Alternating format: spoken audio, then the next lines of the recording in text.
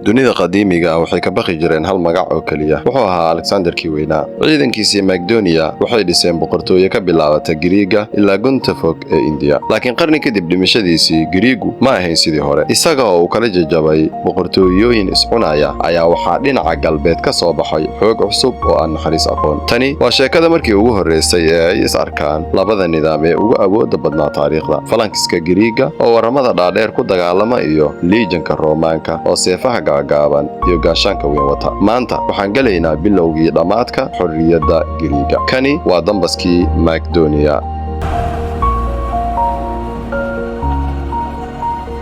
sanadii 214 ciise ka hor, Giriiga ma ahayn hal dal. waxay u qaybsaneed boqortooyooyin yaryar oo mid walbana uu sheeganayo inuu yahay dhaxalkii Alexander.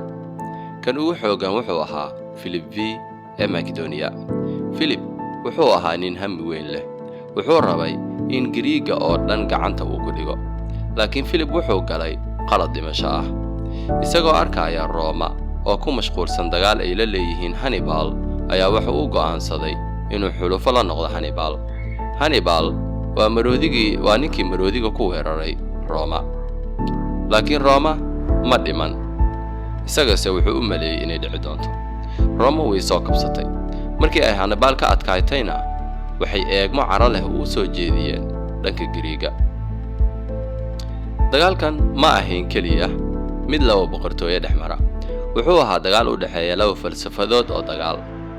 Giriiga oo adeegsanayay falsafad la yiraahdo Macedonian Phalanx waa askar isku dhow oo wata waramo dhererkoodu yahay 6 mitir. dhinaca horena kaga eeg sidii qof isku dayaya inuu riixo derbi bir ah. laakiin Roma waxay adeegsanaysay falsafad la yiraahdo Legion. askarta Roomaanka waxay ahaayeen kuwa qaybsan. waxay u qaybsanaayeen kooxo yaryar oo la yiraahdo Hannibal. haddii Falankiisku uu ahaa derbi weyn oo hal dhinac u socda, Legion-kana wuxuu ahaa sida biyo qulqulaya oo duleel kasta dhexmari kara. Roomaanka waxaa loo tababaray hal shay: inay waramada Giriiga hoostooda ka soo galaan, kadibna seefahooda gaagaaban ku qalaan askarta Giriiga ee aan meelna u dhaqaaqi karin marka waramada laga soo gudbo. sanadkii 197 ciise ka hor, labada ciidan waxay ku kulmeen buuraha qalafsan ee Cynocephalae. ceeryaamo ayaa qarisay labada dhinac.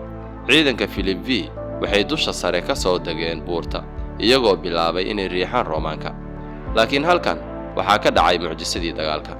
dhulka buuraleyda ah awgeed, Falankiskii Giriigu ma awoodin inay safkooda toos u xajiyaan. waxaa dhex galay doldoloolo yaryar. generaalkii Roomaanka Philimininus wuxuu arkay fursaddaas. wuxuu amray maroodiyaal iyo guutooyin Roomaan ah inay dhinaca dambe ka weeraraan Giriiga. maalintaas 8,000 oo askari oo Macedonian ah ayaa dhulka lagu gowracay. Philip V wuxuu u cararay dhanka buuraha, isagoo arkaya in boqortooyadiisii oo dhan ay gacanta u gashay gorgorka Roomaanka.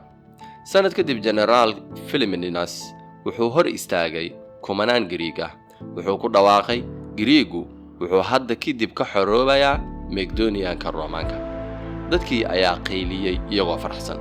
laakiin waxay garan waayeen hal shay: xorriyadda uu Roomaanka bixiyay waxay ahayd dabin. Giriigu ma oga inay ka soo baxeen gacanta boqor kuna dhaceen caloosha jamhuuriyad aan marnaba dhergin. qaybta xigta waxaan ku arki doonaa sida xorriyaddaasi loo ballan qaaday ay isugu beddeshay burburkii caasimadda Giriiga ee Corinthos iyo adoonsigii weynaa.